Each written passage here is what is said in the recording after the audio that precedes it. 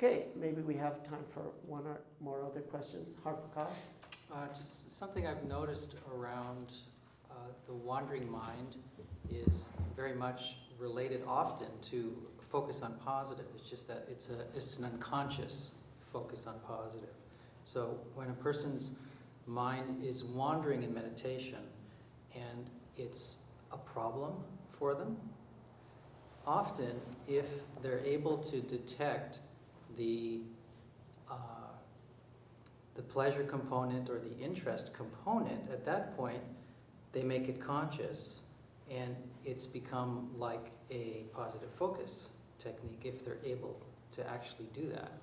So in sharing this with students, what has become very interesting is where before the wandering mind for them drove them crazy, now it's like, can I catch the wandering mind when it's actually a kind of an unconscious positive focus and make it into a conscious positive focus?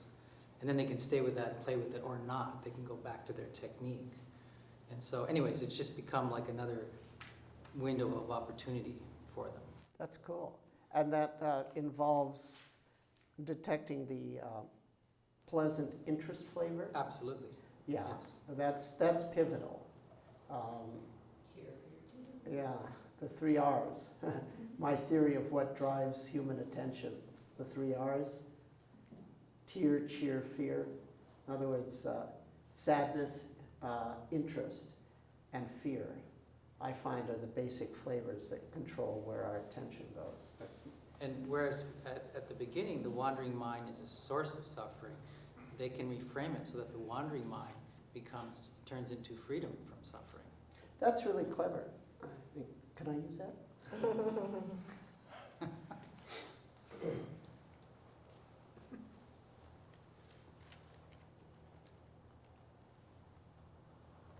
It can also be used if you're working with the do-nothing technique. And what often, of course, prevents people from having the do-nothing technique be a, quote, positive... Good experience. Good experience is, in fact, the wandering mind. So there's a way to do the do-nothing technique where you alternate between the do-nothing technique and the making wandering mind into a positive focus. And you can kind of play with that. Go ahead, you can use that too. So we need a quick term for this thing that you're doing with the wandering mind. And I think I've come up with the name of the technique. Drum roll. No? We'll call it the Happy Wanderer.